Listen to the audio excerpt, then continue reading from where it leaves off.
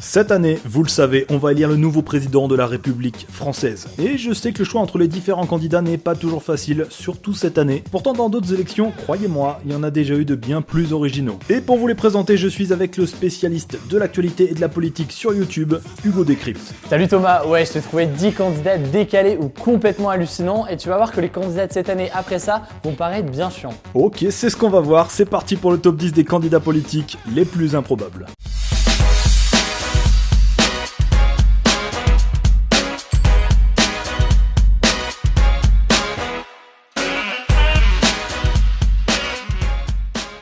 Numéro 10, Coluche. Ah oui, t'as bien fait de commencer par lui, sa candidature est super connue. Un humoriste qui veut devenir président, j'imagine qu'on n'avait jamais vu ça en France. C'est pas le premier, mais son histoire est vraiment incroyable, tu vas voir. Tout commence en février 1981, quand Coluche se fait virer au bout de 10 jours seulement par la radio RMC, après une chronique concernant le président de l'époque, Valéry Giscard d'Estaing. Mais c'est le président de la République!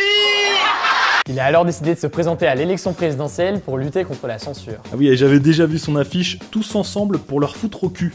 En fait, c'était juste une grosse blague cette candidature, il a juste voulu provoquer les candidats sérieux. Encore que justement des candidats sérieux, il faut bien dire qu'il y en a de moins en moins. C'était une blague, oui, mais les politiciens rigolaient plus vraiment quand il a atteint 16% d'intention de vote dans les sondages. Et tout a été fait pour le dissuader, des enquêtes montrent que l'État aurait demandé aux renseignements généraux de tout faire pour empêcher sa candidature. Il a même reçu des menaces de mort à plusieurs reprises, signées Honneur de la police, un commando d'extrême droite qui avait déjà revendiqué l'assassinat de Pierre Goldman, un intellectuel d'extrême gauche. Non, ça n'est pas bon du tout, ça, monsieur le plaisanterie. Non. Ah, dans ce contexte, on comprend qu'il est laissé tomber. Il y a même encore des théories autour de sa mort quelques dizaines d'années plus tard, mais on ne rentrera pas dans ce débat. Qu'est-ce que t'en penses, ouais? Je suis contre la peine de mort. Numéro 9, Maurice Mercante. Ah, celui-là je ne le connais pas, mais avec un nom comme ça, je suppose que c'est un Français. Bien vu, lui aussi voulait se présenter aux élections présidentielles de 1981, comme Coluche, il avait un slogan, un argument, défendre la joie de vivre. Bon, ok, d'accord, c'est un peu léger pour se faire élire, non? Rappelez-nous les grandes lignes de votre programme.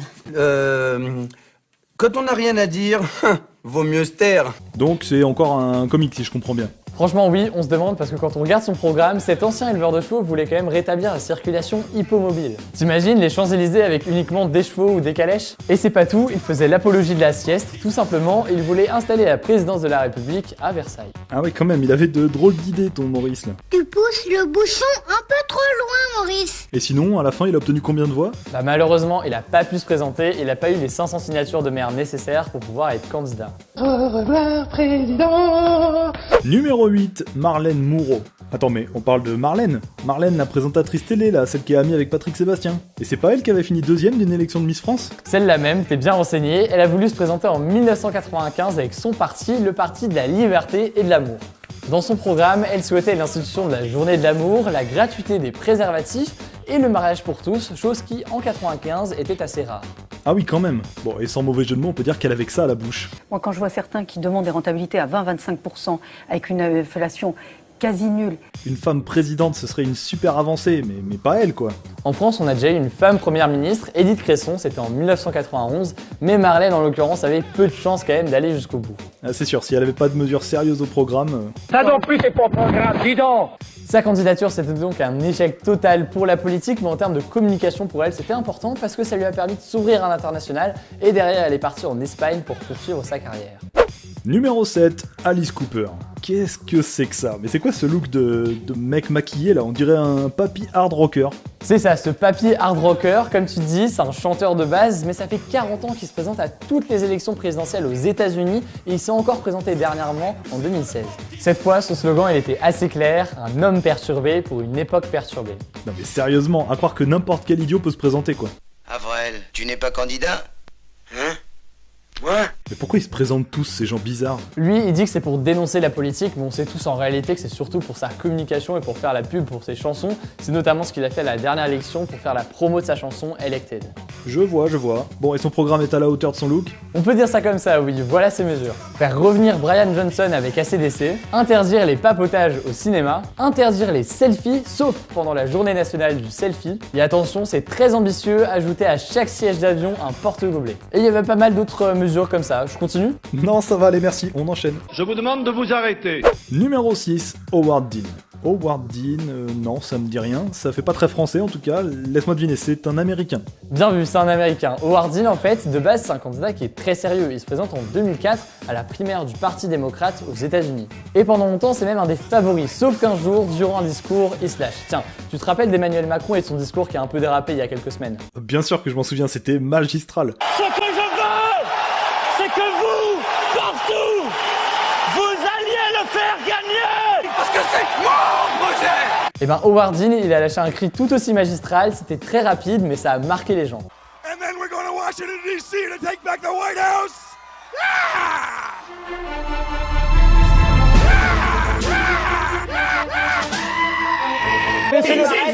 Ah ouais quand même, le mec s'est lâché. Bon et du coup après il s'est passé quoi? Le mec a vraiment perdu? Ben écoute, après ce meeting, Howard Dean a tout simplement chuté dans les sondages, si bien qu'il a préféré retirer sa candidature pour éviter une humiliation.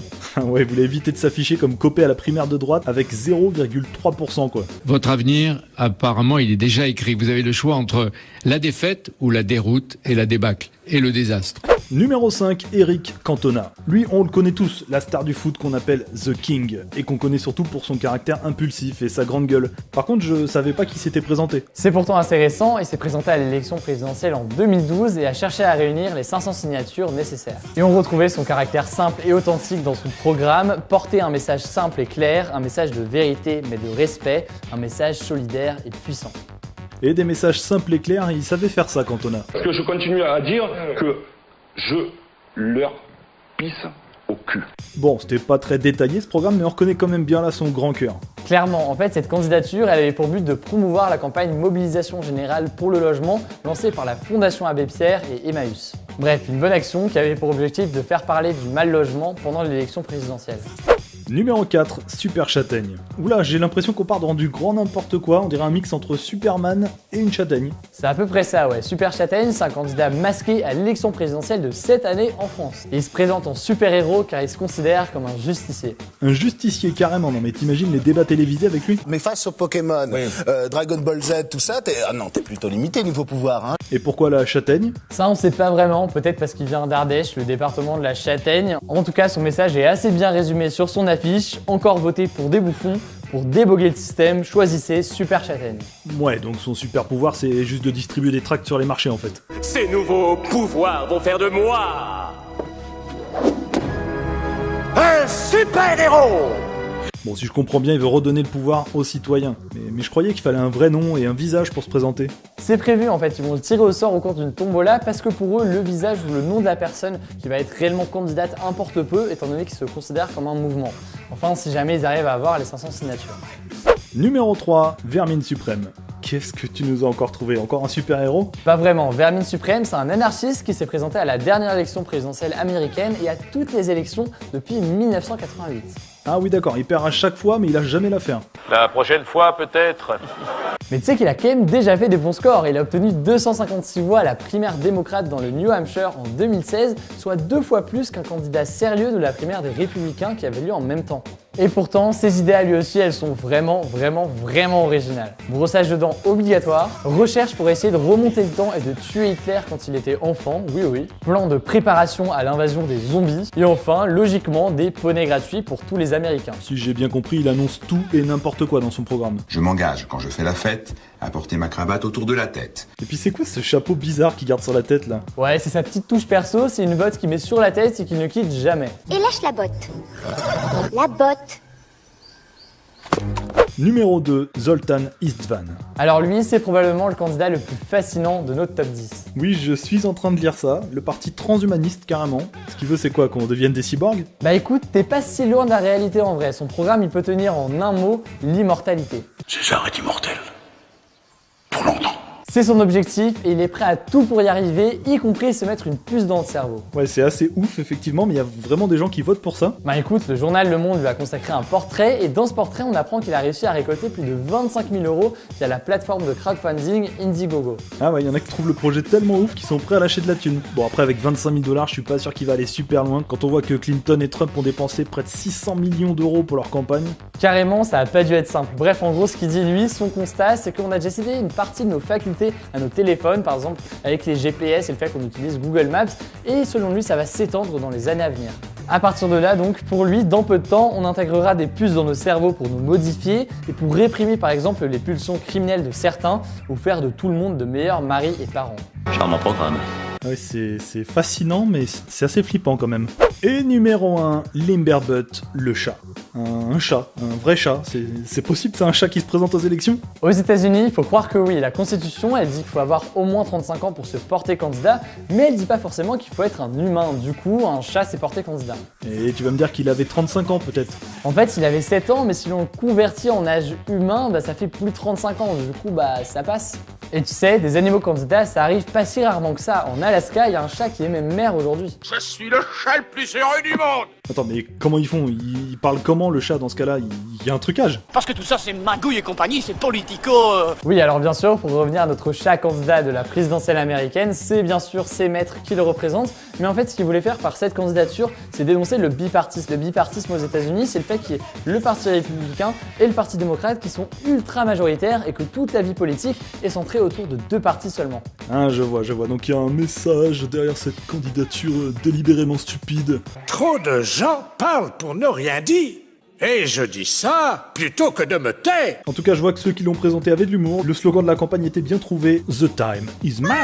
Et voilà, c'est tout pour ce top 10. Ne partez pas avant que je vous ai présenté la chaîne de Hugo Décrypte. Hugo Décrypte, c'est une chaîne qui va vous expliquer et vous faire comprendre l'actualité. Et dessus, il y a plein de formats, des vidéos qui expliquent les faits d'actualité, des FAQ d'actualité, des interviews de candidats à l'élection présidentielle. Et dans quelques jours, vous pourrez retrouver le programme de chacun des candidats décrypté en 5 minutes. Donc allez-y, abonnez-vous, c'est super intéressant. Voilà, je crois que j'ai tout dit. Hop, attendez, il vient de se présenter, il vient d'annoncer sa candidature et il revient en tête de notre classement, Sylvain Durif, le grand monarque. Je vous annonce à tous et à toutes ma candidature pour les élections présidentielles de 2017. Ah oui, quand même. Non, normalement, je suis pas censé dire pour qui je vote, mais là, c'est obligé. Durif, président. Wow. Ok, merci beaucoup Hugo de m'avoir proposé de faire ce top, c'était super sympa. Quant à nous, on se retrouve très vite, c'est-à-dire quand je pourrais, parce que en ce moment c'est pas tout le temps. Bon bref, abonnez-vous, lâchez un gros like si vous êtes encore là, merci de me soutenir toujours autant sur Facebook, sur Twitter, ici sur YouTube, ça fait plaisir, vous êtes super. Ciao. Je nommerai bien sûr Eddy Malou, Premier ministre de mon gouvernement, si j'étais président.